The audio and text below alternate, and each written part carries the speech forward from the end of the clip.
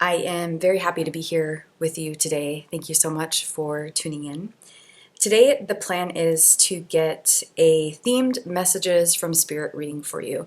So, what does that mean? Well, specifically today, it's going to be a divine feminine themed messages from Spirit reading. This is the Divine Feminine Oracle. So I'm planning on pulling one card here from this deck to get the quote unquote theme, so to speak. And then going to the tarot to almost get advice from Spirit or messages from Spirit about this particular theme. So with that said, please give us one card from the Divine Feminine Oracle. There it is. Wow. For the theme of this reading, wow. This is the Joy Permeated Mother. Look how beautiful that card is. I'm not exactly sure how to say that. My apologies, but I think I'll stick with English for now. But in English, this Divine Feminine archetype is the Joy Permeated Mother. So let's read about her, and then we'll go to the tarot and get some messages for you from Spirit regarding this essence, this archetype. Okay. The Joy Permeated Mother. I am my own guru. I know the self that never changes. Who she is. The Joy Permeated Mother represents the essence of the expansive joy that comes when we remember our true self. The term, which I'm not going to try to say, but in English means beautiful one, was born in the late 19th century in what is now Bangladesh. Her family questioned her mental stability because from an early age she was always found in states of bliss. I'm just laughing. It's not actually funny at all that, we as women, our mental stability is questioned when we're actually very connected to the divine. I'm not saying that's always the case. Of course, us as women can suffer from difficulties with our mental health, and is also a trend in our society that we're questioned when it's not a mental health issue, but it's us stepping into our power. So I don't mean to laugh at that because it's actually very serious. I think I'm just laughing because otherwise, what do? You cry, right? So there's a laughter and relief that okay, if that's happening to you, and I can certainly resonate with this, it's not a personal thing. It's actually it's a systems thing. It's a collective thing. It's a societal thing. Even though this woman lived, she didn't live in our current times. I'm in the Western culture. She's not from the Western culture, but still this seems to be something that we are healing collectively for a long time. And so I think there's some relief. I think that's where the laughter came in, is just the relief that I'm not alone, you're not alone in that experience. Okay, onward. At 13, she was married to a man, and he supported her as a mystic and a saint. At 26, she enacted her own spiritual initiation. The ceremony and rites were spontaneously revealed to her from within. She explained, "As the master, I revealed the mantra. As the disciple, I accepted it and started to recite it." Wow, it just got goosebumps. That's powerful. I'm going to read that one more time. "As the master, I revealed the mantra. As the disciple, I accepted it and started to recite it." In the 20s, she set up a Kali temple and devoted her life to spiritual practices. She began to be recognized as the living embodiment of the divine feminine and as the incarnation of Kali as divine love. Her first disciple named her the Joy Permeated Mother because her beautiful states would inspire others to remember their innate path to joy. Her first ashram was built in 1929. Her profound spiritual teachings began to attract scholars, philosophers, artists, and other contemporary mystics. She refused to be called guru, insisting that we are all ultimately one self. She loved all creatures exactly the same, including herself. The Joy Permeated Mother gave the red thread to women for this reason, which was a sacred right of bestowing spiritual authority previously only given to men.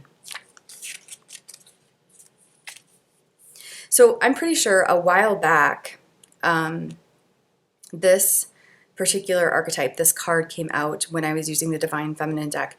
So what I'm going to do is I'll find that reading and I will link that reading up in the description box of this video in case there's more here with the Joy Permeated Mother. She may even have come out more than once. I'm not exactly sure, but I'll link up any readings I know that she's in case you're really digging this essence and want to kind of percolate or simmer in her energy. It's probably, or just be with this energy if there's more here for you to take in. So onward, it says, when your soul selects her card, there's a passage in the autobiography of a yogi that relates to an encounter he had with the Joy Permeated Mother. He asks her why she's always filled with joy and can enter states of bliss instantly. She explains to him that she's aware of her true self. She knows that before she came onto earth, she was the same.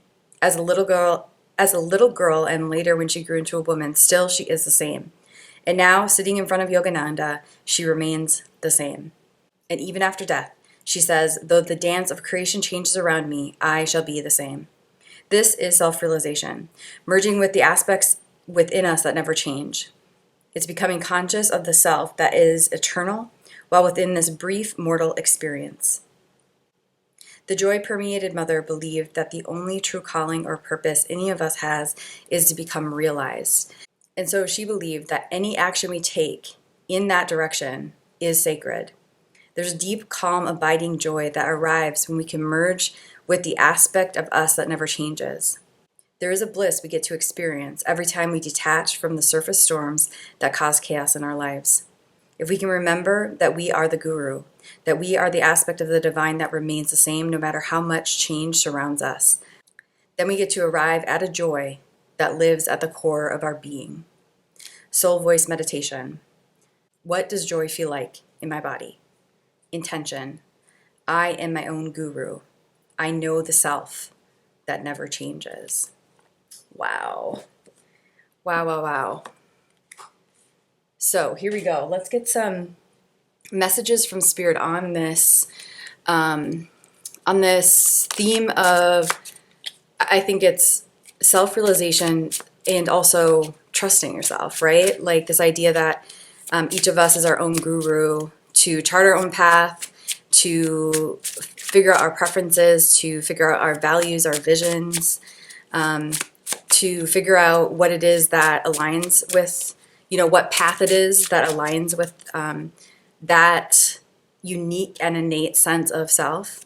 So I'm loving this reading so far. There it is. Ooh, the Ace of Cups comes out. And the Ace of Wands. Wow, 2 aces. Look at that.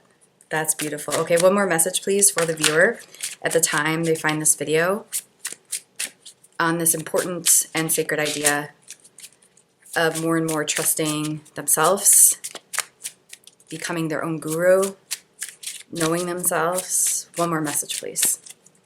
2 aces. Wow. Oh, okay. Well, I guess 2. 2 more messages. We'll take them. The 5 of Swords and the 8 of Swords. Wow. Okay. Wow. Okay. Look how cool the imagery looks with these flowers too. Doesn't that Ace of Wands look awesome? Just like right at the center of your reading with this floral arrangement. You guys, I just have to tell you, I just love doing these readings so much for so many reasons. The synchronicity, the way I feel when I do them, the collective, you who I'm connecting to, who these readings are meant for, I just can feel your beautiful, kind, and earnest energy. But I just love the imagery that comes out. It's almost like every time I do them, it's like a new piece of art I get to discover. So thank you so much for tuning in. Obviously without you, I wouldn't be doing these readings. So it's just such a joy. It's such a joy. Joy Permeated Mother. Okay, so let's get to the story that these cards are talking to me about. So let's start with the aces, because that's really powerful to have 2 aces come out in a reading. And I think I do want to start with this like gorgeous Ace of Wands right at the center of your reading. So what do the aces mean? To me, aces in the tarot mean this. They have like a new beginning energy. They have a lot of potential energy. It's almost like there's, it's like, I think of them as you're being offered by life, by the universe, by spirit, however, whatever term you want to put to that which is of higher wisdom, you're being offered this opportunity to ground a potential into reality. Okay? And with wands, that to me, the wands typically represent the fiery aspects of being human, the passionate aspects of being human. So that can be in terms of relationships, but it also can just be in terms of like creativity and determination and things of that nature. The cups represent more like watery energy, so the intangibles of life that you often can't see. So that's going to be more like your emotional states and things of that nature, how you're getting into or not getting into the flow of life. So there seems to be here, when it comes to the theme of this reading, which is trusting yourself, self-discovery, and I think it's like charting your own path. And you know, oh my gosh, as I say that, I literally just edited and posted a video where like charting your own path was like the main theme. So I'm gonna link that video up in the description box of this video as well, if in case there's something there for you. But and what I think what wants to be said in this reading is like, okay, so the theme is trusting yourself, charting your own path, self-realization, so that your path is your path, right? And not unconsciously the path that your parents want you to be on, or the path that your friends want you to be on, or whatever, you know, group or, you know, subculture or larger culture at large may have conditioned you to believe you want. This is about really discovering your own path and getting on that. And so there seems to be this like, you're in this season at the time you find this video of having strong potential for new beginnings in the realm of water and fire, in the realm of flow and determination, in the realm of like kindness, emotional maturity, and like snappiness. What am I trying? Like feistiness, I think, is what wants to come through. So there's almost like a paradox here, because it's water and fire that came out, cups and wands. So there's like water and fire here. So it's like owning that paradox of yourself and realizing that you need both, and you need both to more and more be in balance to have the resources, the internal resources you need to be discovering your path and following that path. Now, when I say imbalance, I think that can be kind of a loaded word, because ultimately, like, I think all of us, it's almost like a verb, right? Is how I think of it. It's like we're never like in balance, but I do think it's important to be looking at how we can be more in balance every day. Do you know what I'm saying? It's like I'm thinking of that Harvard professor who wrote the book Happier, Tal Ben-Shahar, where he talks about like the question, like, am I happy, is not a helpful question. Because it's like, it's like, how do you even answer it? Like, kind of, I don't know, probably, I think I am, what is happy? You know what I mean? But the question, like, how could I become happier, is a helpful question. And so it's almost like that with balance. It's like when you're like, am I in balance? Like, it's just like not a helpful question. But the idea of balance, or like, how can I get more into balance with my fire and water, like, is a helpful question. And there's something here about like, at the time of this reading, you really are on this precipice. You really been, you're in a season where you have this opportunity to ground new beginnings when it comes to water, flow, emotionality, and when it comes to fire, passion, igniting things, standing up for things, initiating things, and the determination to follow all that through. So I think it's just important for you to realize that that is a season. So looking for opportunities in that regard, and realizing that rebalancing, the new beginnings you're having in these arenas really are important for you, not only to find your path, but to sustain it. Do you know what I mean? Because I think there is a difference between like, oh, I am dreaming big, right? And maybe like you do achieve certain things, but and not that that's not important, but I feel like life is a long time, right? And so there also like has to be a sustainability aspect in the idea of self-realization. It's not just like insights about ourselves, right? There's this idea of like, well, how do we ground those insights into reality? And then if life is a long time, how am I sustaining those insights? And then and then more than that, how am I building on them? How am I compounding this idea of more and more grounding myself, who I'm supposed to be, my gifts, my talents, my services, my preferences, my values, my visions into reality? And so I just think like imagery wise, but also like essence wise, what more beautiful cards could have come out than the Ace of Cups and the Ace of Wands? I don't think anyway. I think that was a weird way to put it.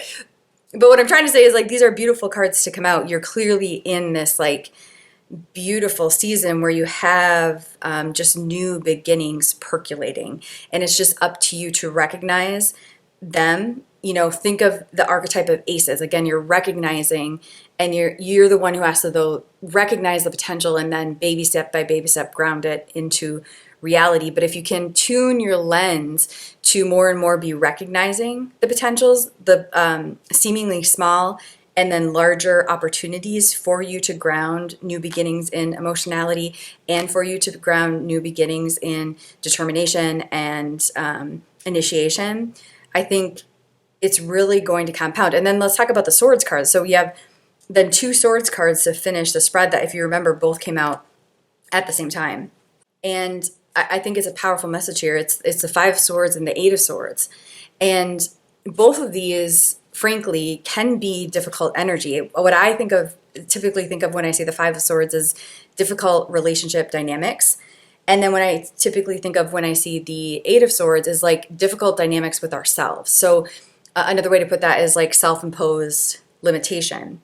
So we've got this swords energy present, which, so we've got water energy, we've got fire energy. So water energy in the cups, fire energy in the wands. Swords is more like air energy. And what I always or typically think of with swords is it's things like, it's intangible, like the water energy, the emotionality energy, the feeling energy, but it's more things like strategy, dynamics, thinking, boundaries. So you see how it's just more like it's different than the feeling energy. And so I think what's being said here is that as you are standing your ground, as your own self, as your own guru, what's going to happen is the 5 of Swords energy and the 8 of Swords energy is going to be revealed. Now, that might seem like not such a great thing. However, to me, in this reading, these cards are really positively aspected. They almost have like a joyful vibe to them. And I don't know if it's just like the color. I mean, it's definitely the essence I get. I typically, in each reading, like the story of the cards tells me something, and I get different feelings from the cards to help me decipher whether it's more positively or negatively aspected. So even though these are typically, I would say, like negatively aspected cards, just in general, I'm not getting that sense in this reading. I'm getting a really positive vibe from them. And so I think what's being said is that as you are more and more doing this, grounding your new beginnings in the feeling realm and in the initiation realm, in the fiery realm, into reality, as you're standing your ground for who you are, walking your path baby step by baby step, the things that aren't working in your relationships and in your relationship with yourself are going to surface. And what was once unconscious is going to become conscious. And I think that's a beautiful thing, because the only time these cards are scary, quote unquote, the 5 of Swords and the 8 of Swords, is when they're doing their dirty work in the dark. Okay? But when they come up and you see them, you see what's going on, they're not that scary. I guess what's coming to me is a song. It's called Demons. Let me look it up real quick.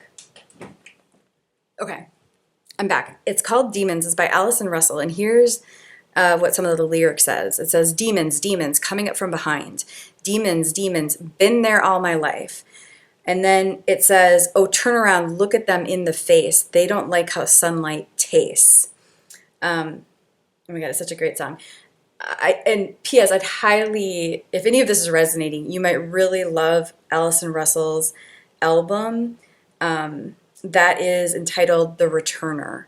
Because I feel like it's just such a beautiful, like the entire album just, to me, is this beautiful like resurrection / transformation journey that she's putting in music form, in the art of song.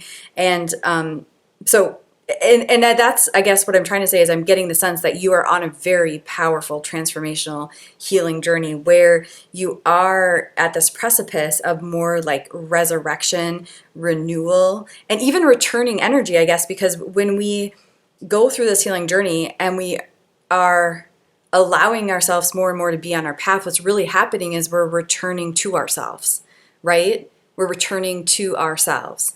And so going back to these swords, it's like as you're doing this, baby step by baby step, like none of this has to be none of this has to be big and scary. You can take this at your own pace, one step at a time. But as you're doing that, taking things at your own pace, one step at a time, you're going to become more and more aware of, we'll just say, the quote unquote demons, like the Five of Swords dynamic. So that's uncomfortable dynamics within a relationship, and the Eight of Swords dynamics, which is really uncomfortable dynamics within yourself, holding yourself back without knowing it. And so, although that's not like comfortable necessarily, it's so important. Like detoxing ourselves of the Five of Swords and the Eight of Swords is the work that works. Do you know what I mean? Because when these archetypes, when these essences are doing their dirty work in the dark, it's really causes a lot of problems. And so the more that we can, just as Allison said, like turn and face them, the more they don't like sunlight. So they're not as scary. They're only, they're the scariest. I shouldn't say they're only scary, but they are the scariest in the dark. And they wreak the most havoc in the dark. So the dark can mean what we're avoiding consciously, or it can mean what has been unconscious to ourselves up until this point, right? But clearly, as you are more and more like accepting these aces in your life, these ace experiences, these ace opportunities, and you're grounding your innate potential and essence into the reality of life, I think just naturally these are the Five of Swords essence and the Eight of Swords essence are going to make themselves known to you without it being so unclear. And then you're going to more and more know what to do with it. And it's also been my experience that like, as I have allowed myself to more become myself, and then the Five of Swords essence and the Eight of Swords essence has made itself known to me in my life, not only has the dysfunction come into my reality, into my awareness, but almost always then the resource, the support, the mentor, the so on and so forth that I need to deal with this dysfunction in a healthy and healing way also comes into my sphere. So it's, I mean, like as cliche as it sounds, but I mean, it's a cliche for a reason. When the student is ready, the teacher appears, right? But we're not ready as a student if we're still suppressing the quote unquote demons, right? But we are ready when we're willing to let them come up and be seen, right? And typically I think, I mean, the more I'm talking this out, the more it's just like a really beautiful story that's coming out, not only in terms of just like, I can feel the positivity you've cultivated in your life, the healing you've cultivated that has allowed you to get to this point, but also it's like it's kind of telling a story of just like how healing happens, where it's like when, you know, we can go looking for shadows, right? But what pops them up most quickly is just getting on our path.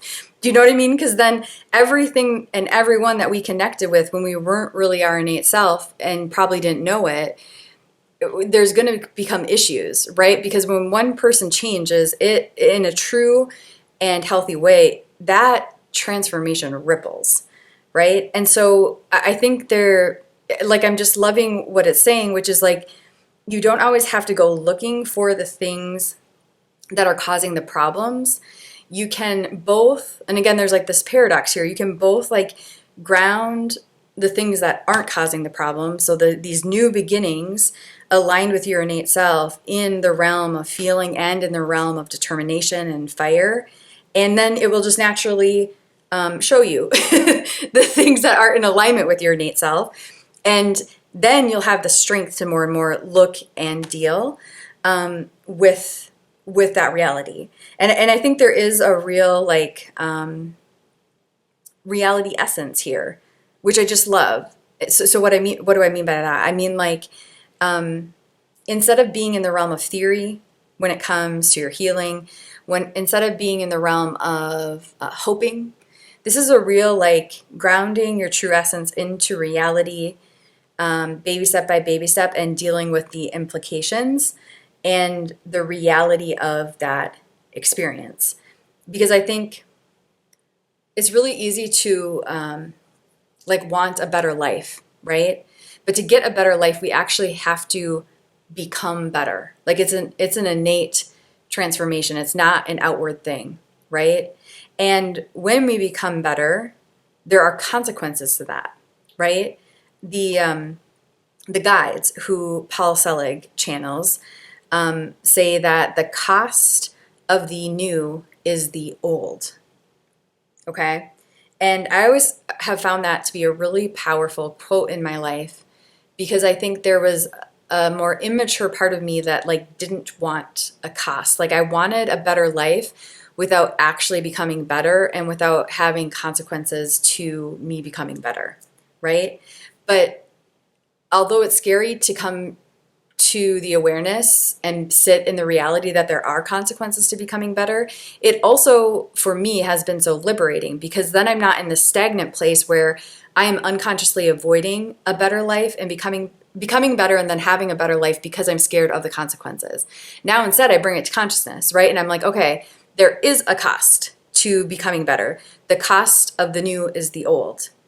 And I can decide at what pace I'm going to pay that cost, right? And I can have some like awareness and power around that journey, instead of just being stuck in the muck of like acting like there's not a cost, but then wondering why my life never gets better. Do you know what I mean? Instead I can be like, okay, maybe I'm not ready yet to deal with this particular cost. And I can honor that. You know what I mean? Just because there's a cost doesn't mean we always have to pay it right away. There's initiations and strength that we need to build, or initiations that we need to go through and strength we need to build before certain costs, we're ready for certain costs, right? But I think there's power in being in the realm of reality with that. And so when I see these two swords cards come out, what I see essentially is this is the cost of the new. So this is the cost you're going to have to be paying, which is noticing the Five of Swords dynamic and the Eight of Swords dynamic, which is noticing the unhealthy dynamics that aren't working in relationships with other people, then noticing the unhealthy dynamics that are not working in relationship with yourself. And baby step by baby step, facing that, dealing with that, healing that. And again, although that's uncomfortable, it is certainly worth the new. You know, this cost, giving up dysfunctional dynamics, is the cost of grounding your innate self into reality, walking the path and being and expressing who it is you were intended to be and express. So this has been a beautiful reading to be with and a beautiful reading to look at. I know I say this a lot, but it feels important. Like I just feel like the collective I'm intended to read for, I'm just so inspired by you. Like you're just truly, I mean, just like earnest and kind is what keeps coming to me as like the collective I'm reading for, and people who have done a lot of inner work and healing work. And so I think you're not alone if like you have been earnest in your journey of healing, and sometimes it feels too long or too frustrating, or you don't want to pay any more costs. So I don't mean to, I really hope this reading is not disheartening for you, but hopefully more it validates. If you're feeling the heaviness of the cost, that doesn't mean you're doing it wrong. This healing transformational journey, it actually means you're doing it right. And you're not alone in this, and you're a very inspiring individual. And although the costs are uncomfortable, they are, in my experience, they have always been very worth it. As long as I'm doing it my own way at my own pace. So I really encourage you to do it your own way at your own pace and get the support and guidance that you need to do that. But then the new is the payoff, right? And the new, particularly in this reading, is joy. It's joy And it's not like fleeting joy, right? It's joy, it's that deep, enduring joy of being ourselves. So there really is like so much payoff to what can be really deep and dark discomforts, but are for the purpose of detoxing dysfunction that are blocking our innate selves and our, the joy that we deserve, the joy that is intended for us as we more and more are our innate self. So I wish you all the best. Thank you so much for tuning in. You are a beautiful individual, and it's such an honor to read for you.